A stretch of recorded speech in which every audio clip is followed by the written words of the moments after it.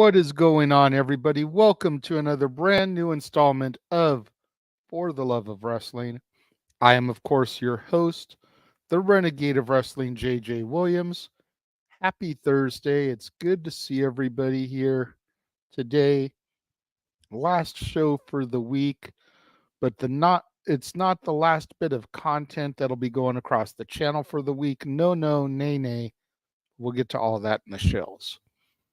Today, of course, we're here to discuss last night's episode of AEW Dynamite. And I am going to say that overall, this was a really good presentation from AEW. I'm not going to lie. Hot off the heels of all of the Twitter hijinks that went down on Tuesday, I was worried. We'll get into some of that a little bit later on, though, as I do feel that that has a direct impact on some of the stuff that happened on Dynamite. Show kicked off, though, Hangman Adam Page versus Claudio Castagnoli, and this was a so-so match. Like, again, everybody here knows that I'm not the biggest Hangman Adam Page fan. I am trying my damnedest to get into his matches. It's just not working. And one of my issues with Page, and it's really not even his fault, I don't think, but it's the way he's being booked. You know, Hangman Adam Page jumps Claudio before the match and the bell rings like a heel would. And the last I checked, I thought Hangman Adam Page was supposed to be a babyface. So why is he attacking Claudio Castagnoli, member of the BCC, like a heel before the match? Just didn't make sense to me. We did have a spot towards the end where Claudio went for an avalanche Ricola bomb, and it got countered into a Frankensteiner by Page. 2 buckshot lariats put Claudio down, giving Hangman the win.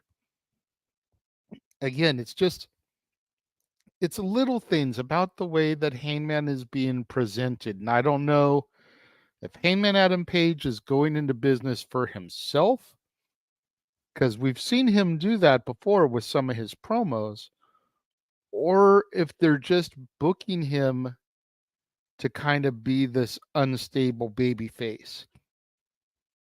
Either way, it's not working for me. And I really am trying to give Hangman the credit that he deserves. It's just nothing they're doing is allowing me to look past it.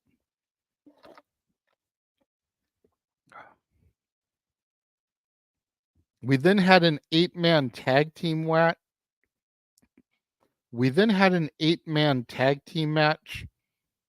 Orange Cassidy, Preston Vance, Dustin Rhodes, and Adam Copeland taking on Lance Archer, Brian Cage, and the Gates of Agony. They mentioned Preston Vance being a member of the Dark Order. They mentioned the Exalted One, Brody Lee, leading into this match. They kind of made it seem like this was a tribute to Brody Lee. Preston Vance had Brody in like tape or something on his knuckles. And it was good. This match was really good considering all the moving parts involved in it. A little bit chaotic, but again, to be expected when you've got 8 men in the match. And it was really kind of built around Preston Vance.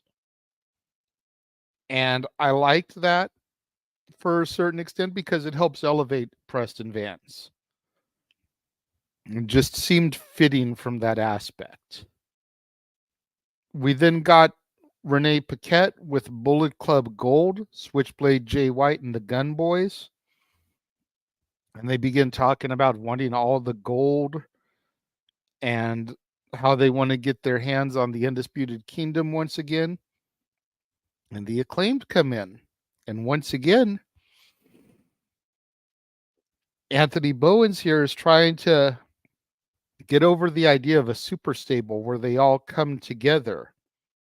And he even jokingly calls it the Bang Bang Scissor Game. And I'm like, this actually could work. You know, if you've got Switchblade Jay White going after the world title, now you've got 5 men. The Undisputed Kingdom are 5 men. Technically 4 because Adam Cole is out on injured. Billy Gunn doesn't wrestle much aside from his trios matches, so you can kind of take him out of the equation for the most part. That just leaves the Gun Club and the Acclaimed, who've got a long storied history with each other. If you got the Guns going after the Kingdom, problem solved right there. Juice Robinson can try to be the counter to Roderick Strong when he comes back, or Juice can be the counter to Wardlow. In the meantime, you've got Jay White to be that counter to either Wardlow or to Roddy. And Billy Gunn to just kind of play his role whenever necessary. But I like the idea of the Bang Bang Scissor Game. We then had a Samoa Joe promo, and this is where we're really going to get into the shenanigans and the hijinks from the other day. Crowd begins chanting "Thank you, Joe" at Joe, and Joe says that there's going to be changes to the championship challenging protocol. No more whining on the microphone. No more social media hoe ass comments. You bring your record, and if the committee deems you worthy, you get a title shot. Before I continue, I feel like this is directly a shot at WWE. Because how often do we see somebody come out there, get on the mic? Take Drew McIntyre, for example. Whine and complain about how the bloodline has held him down, and then they end up getting a title shot to shut them up. Whereas, as TK pointed out in his Twitter rants, Hook is 28-1, never had a world title shot. Record speaks for himself. And if TK and the rest of the bookers feel that he's a worthy contender, you get a shot. So I felt like this whole line and the championship challenging protocol thing, direct shot at WWE. At this point, Swerve Strickland comes out with the Mogul Embassy in tow because you figure Cage and the Gates of Agony just had their match. Nana with them, doing his dance, getting Swerve over as only he can. And Swerve says, you know, I said this to Adam Page, and I'm saying it to you. It's nothing personal. It's business. I'm coming after that title. Of course, this brings Adam Page out. And Page talks about how 2023 he defeated John Moxley in a Texas death match, reunited with the Elite, but he lost sight of the AEW World Championship. And he's going to make that right in 2024 by regaining it. They leave Swerve and Page, and now all of a sudden here comes Hook. And Hook doesn't say a word, just gets nose to nose with Joe. And they're jaw jacking, but you can't hear it on the microphone. And of course, this is where I got my graphic from for today's episode. And they back each other down and leave. And it's announced later on in the evening that next week on Dynamite, it will be Hook versus Joe for the AEW Championship. And again, I feel this is a direct shot at WWE. All of the Twitter chaos on Tuesday was about Tony Khan having issue with the IWC giving Hook crap for being in the title picture and not really deserving it, but Jinder Mahal can lose matches for a year and get a title shot. And we know that next week on Raw, it will be Seth freaking Rollins versus Jinder Mahal for the championship. I feel like Tony Khan made this match for Dynamite just so that they could see in the Nielsen ratings which segment got ranked higher. Did more people watch Seth versus Jinder, or did more people watch Joe versus Hook? And if more people watch Joe versus Hook, watch Tony Khan go to Twitter and talk massive shit bragging.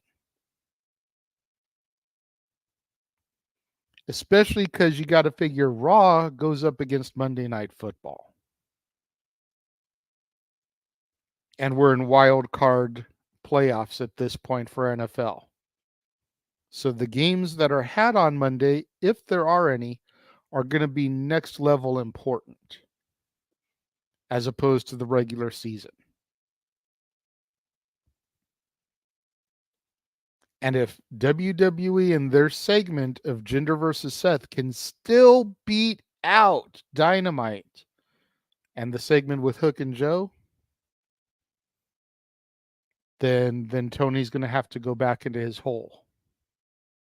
And it's not going to be pretty. We had a backstage segment with Renee Paquette and Timeless Tony Storm.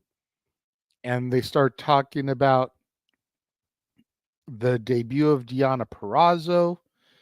And Tony calls Deonna Donna. And Mariah May is asking, if Tony saw any of her match. And Tony's like, no, darling, I had a screener, blah, blah, blah. Just more fantastic work by Timeless Tony Storm. I keep saying it, and I will die on this hill with a stake of holly through my heart. Timeless Tony is the best character in the women's division since Jade Cargill, possibly the best character on the entire AEW roster, second maybe to only like a Danhausen. Not saying wrestler, character, as far as presentation and everything. We then went to Sammy Guevara versus Ricky Starks, and this was just fun, fast-paced action by two rising stars. And I know Sammy's a pillar. He's been there for a while, so to call her a rising star after 5 years is a little weird. But I'm still new to the product. I'm still getting used to them.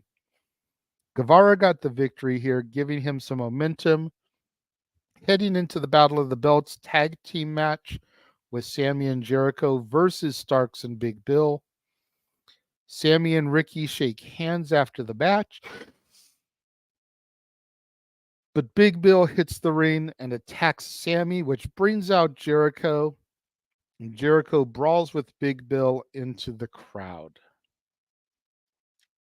This was just a lot of fun. Honestly, I wish this had started the show over Paige Castagnoli, because I feel like it really kind of got the crowd hot. And then we could have done the Paige Castagnoli match second and then put the 8-man into this spot. Just kind of like bumped everything down, but put this as the opening contest. Because in my personal opinion, the Paige Castagnoli match didn't get the crowd hot like they were supposed to. We then now had an 8-woman tag team match. Willow Nightingale, Chris Statlander, Anna Jay, and Thunder Rosa taking on Julia Hart, Sky Blue, Ruby Soho, and Saraya.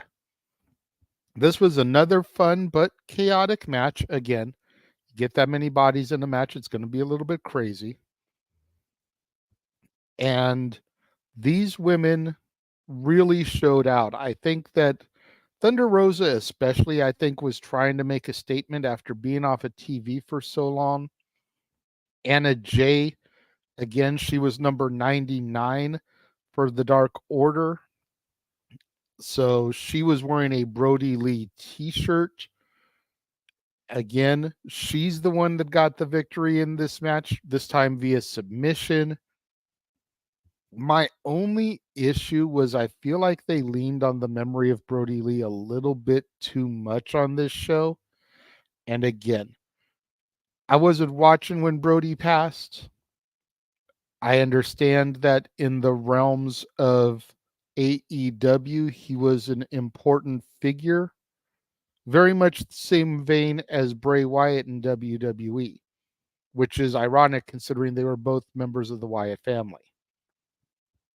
But I just feel like they put too much into paying tribute to Brody Lee when they already did an entire episode of Dynamite as a tribute to Brody after he passed, just because they were back at Daly's place. If they had just done it for the men's match, 8-man, or just done it for the women's, I wouldn't be as vocal about it. But the fact that they did it for both, I feel, was a little bit much. What do you guys think? Let me know.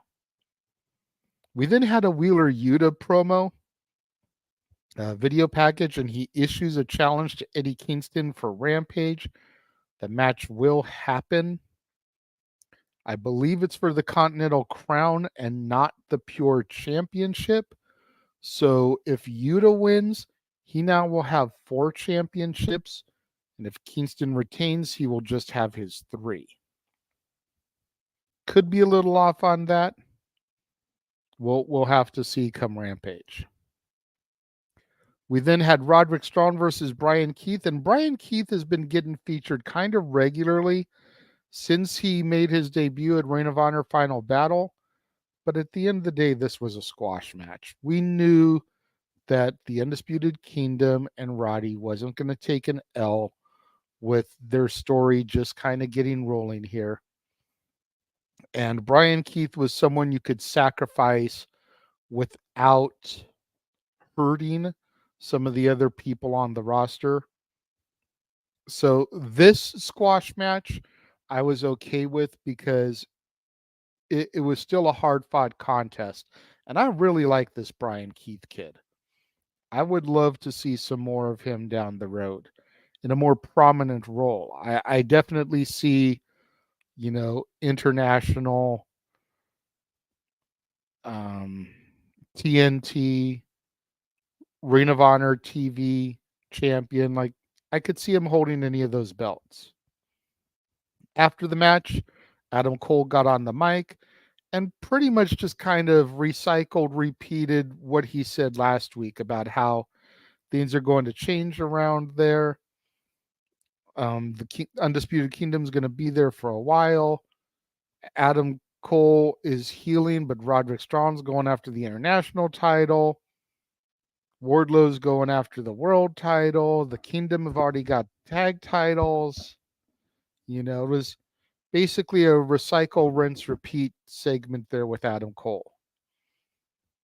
We then had Renee Paquette interview Deonna Purrazzo, who says that, she'll kind of baffled that Toni Storm doesn't remember her, but she'll send her a screen herd to remind her who that she is. Red Velvet comes in, and Deonna Purrazzo mentions that she's making her AEW debut on Collision this week. And Red Velvet says, that's interesting. I'm making my Collision debut this week.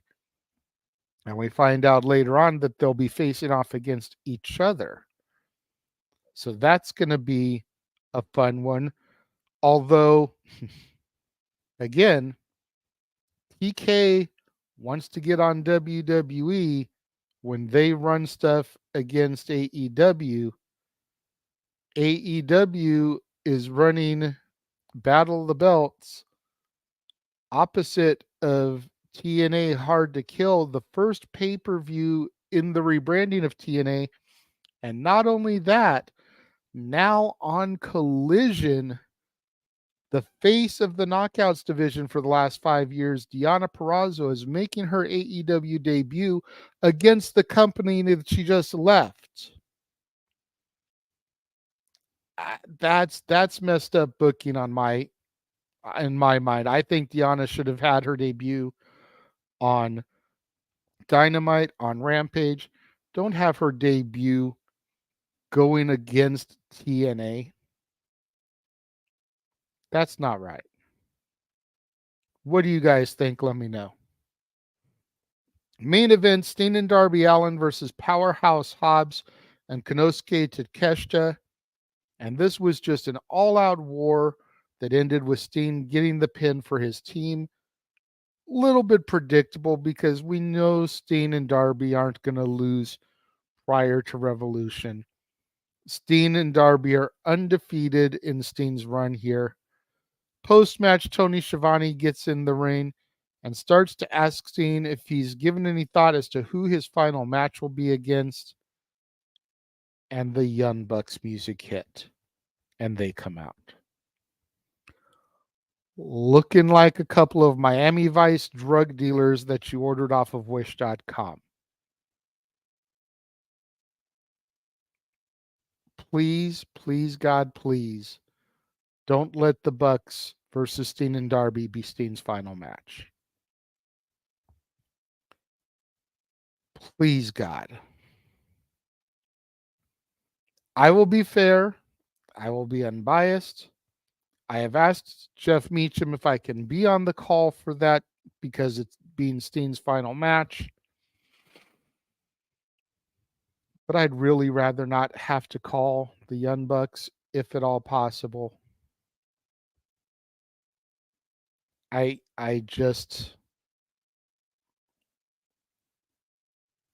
feel like it needs to be something monumental. And I don't see how Steen and Darby versus the Bucks is monumental. I don't see how Steen putting the Bucks over is monumental. And I'm sure we'll get into that as we get closer to Revolution, either on this show, on Talk Wrestling, on Open Mic Night, on the Greg Cherry brand, on the No DQ review, somewhere. This will be gotten deep into down the road. So I'm not going to go too deep into it here. But what did you guys think of AEW Dynamite last night? All in all, I'd give it about an 8 out of 10. I thought it was really good. If there's no more thoughts or comments in the chat, I'm going to take a quick 40-second break, show you all our upcoming watch-alongs, and then we'll get into the shills. I will be right back. 3, 2, 1.